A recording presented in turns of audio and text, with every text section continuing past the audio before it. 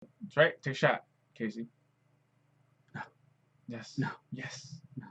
Oh. That's how we roll, man. Just take that shot and let's do this. Cool as that? Go pre-order it now on Amazon. Thanks. Wow. Your attack has a buzz. Who is Casey Jones? Well, today I'll tell you about the human from Teenage Mutant Ninja Turtles who takes down his foes with nothing but a bag full of sporting equipment. I'm Chad, and welcome out to Who Is, the show that does all the reading for you so you've got more time for things like sports, or more likely video games. Sports is a video game, asshole. Going, depending on which version of Teenage Mutant Ninja Turtles you're looking at, Casey's origin, age, and gear changes a bit. It'll even change again in TMNT Out of the Shadows, but in this case, we'll stick with the comics that Mirage and IDW published. Back in 1985, TMNT co-creators Kevin Eastman and Peter Laird had an idea.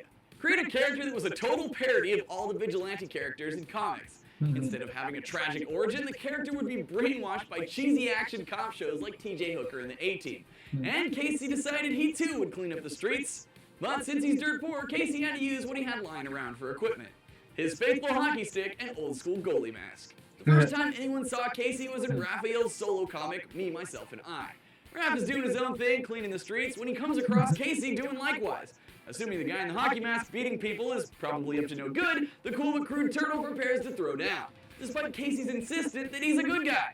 The two rumble and stumble into a park where a real crime is happening, so they put their fight aside to beat the crooks, and of course afterwards, become bros.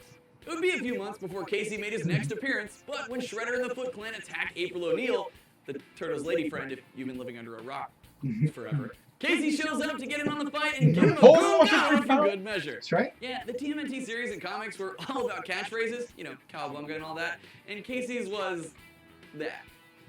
After the awkward battle cries and ass whooping is done, the Turtles need to get out of the city for a while, and Casey offers up his family's old farm as a hideout. Just because everyone's out in the country doesn't mean there isn't action to be found. They had to shut down a group of hardcore survivalists who were using college kids for target practice.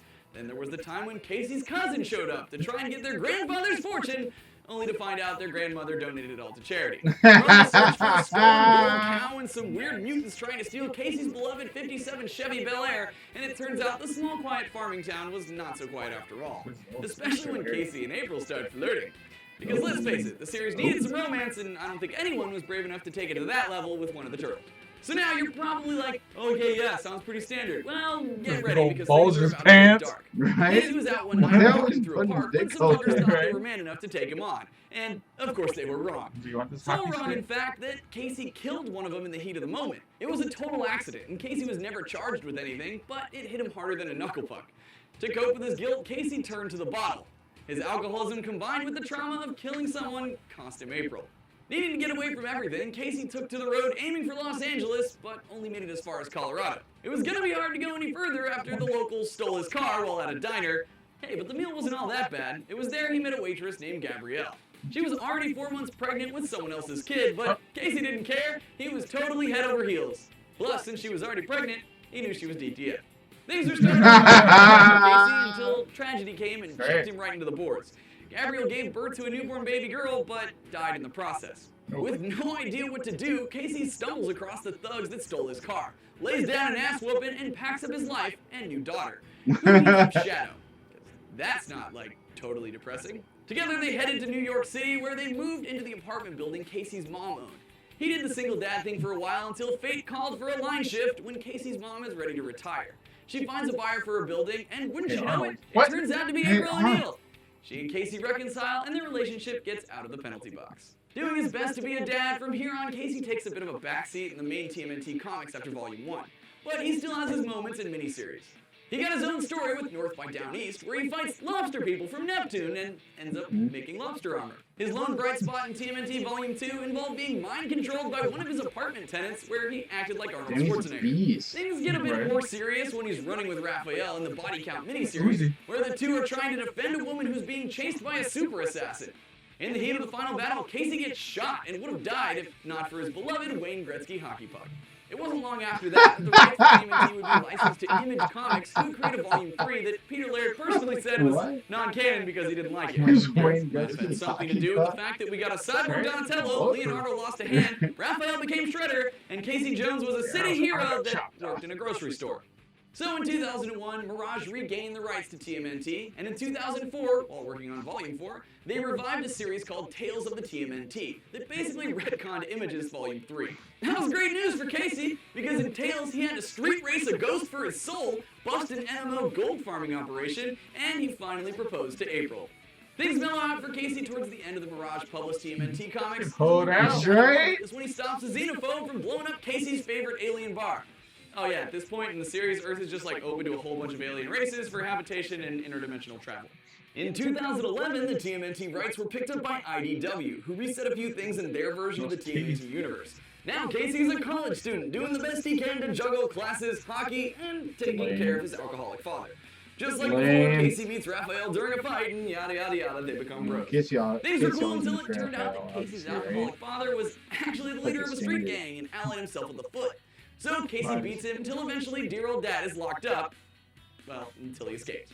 In some recent side series, the Turtles have been adventuring across dimensions and into other comic series. The first was a trip to Ghostbusters New York City, where Casey got possessed and Raphael had to beat the ghost out of him. The other was a little more relaxed, as all Casey had to do was hop over to Gotham and get the Turtles home after Shredder gave Batman's villains mutagen.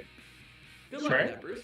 If you want more Casey Jones, the IDW published TMNT comic is still going on right now, and you can catch him in the new Teenage Mutant Ninja Turtles Out of the Shadows. Thanks for watching, guys. Come back next time to find out all about the mechanized madman, Ultron. Watch the new movie, damn it. If you want more Who Is, check out our last episode on Apocalypse. When's the next If you're screening? feeling lucky, click on the mystery video. Let's go. Like an impulse button, and you can just click on the button beneath me to buy the shirt Probably on I'm a Saturday. wearing, or something else equally fashionable. We'll Fucking see you guys next time. Good God! I'm sorry. I got 2 tickets right there for free. Let's go. $3.99. Fuck. So yeah. Anyways, this is They one put, of our. okay, wait a minute right now. All right. They put way too much in the new movie. Before I've seen it, they put too much. Look, they put Casey Jones. So. They put Krang. So. In the new movie. So. And Bebop and Rocksteady. So. Doesn't it seem like a lot? No. Did you see the Warcraft movie? No. They put too much in that. Yeah. It seems like they put too much in it. It's like, what they should have done is like, with this movie, release Bebop and Rocksteady and Krang. Or That's 3 bad guys. You at least need 1 good guy extra. Bebop and Rocksteady for one movie, add Krang for the next, and then put Casey Jones in one of them. One of the 2. I don't know. It seems like a lot for one movie. It's when you introduce so many, it's hard. But you have to understand. At least I shouldn't say understand. You have to look at it from the perspective of. I like that Krang came back. Honestly, Yeah. I prefer that Krang came back because Krang is a big character, Yes. and he's been so fucking neglected through the years. Yes. You know, it's like I'm okay with all them being it's there. like when we were playing fucking Nintendo fucking Teenage Mutant Ninja Turtles 1, and it's like, where's all the foot soldiers? Where's all the fucking where's Krang? Where's fucking the Technodrome? Where's all this shit? None of that shit's in the game, you know. It's the last level. like yeah, it's the last level if you can make it there. It's like impossible to swim through that fucking bullshit of fucking electric seaweed, which doesn't even exist. If you can make it past the point, you don't need to jump across. You just need to walk across. There's a pizza there. Oh my But god! no, Dude. I I never think made it past that point because I tried to jump every time. Dude, I was young. I was like, I'm gonna make it this time. You know, you walk through the whole level, and you're like, I'm gonna make it. I'm gonna make it, bitch. I'm gonna make it. No! Shit's rough. You know what I'm saying? Oh, I think of the characters there, though. The key there was that, you know, I know you say you don't like too many characters, right? In the new movie.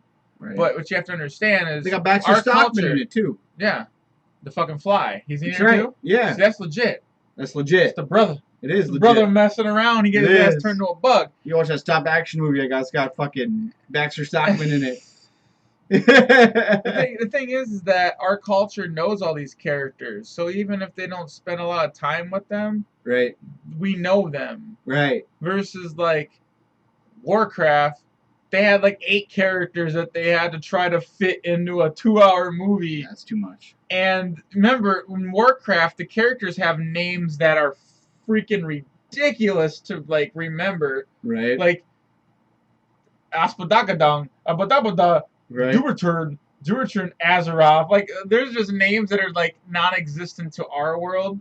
I mean, I guess Bebop and Rocksteady isn't normal, but it isn't hard to remember either. Right. Like plus, like I said, Well, we all grew up with it. if you ever saw the movie Bebop and Rocksteady, is obviously We know. embedded in your mind. If you ever played the game, it's like who was it first? Was it Bebop, and then Rocksteady was second? No, they were in the together. arcade game. In the arcade game, though, you fought one and the other. Oh, for the bosses? Yeah. Well, I don't remember the order. But it doesn't matter because it's like Bebop and Rocksteady are very familiar names if you know. They were two punks. Right. You know who they are. It was a white and black dude. Casey Jones, you know who he is. Yeah, exactly. So that's why so to add all of them at once to me. And Krang, honestly, people today might not know who Krang is, but Krang is the shit, right? Yeah. Little fucking brain with his arms and shit.